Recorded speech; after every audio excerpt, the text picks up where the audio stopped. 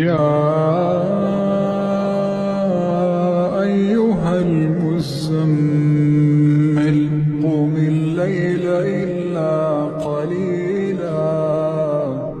نصفه أو انقص منه قليلا أو زد عليه ورتل القرآن ترتيلا إنا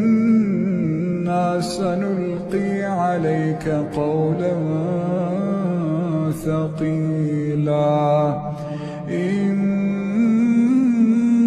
ناشئة الليل هي أشد وطئا وأقوم قيلا إن لك في النهار سبحا طويلا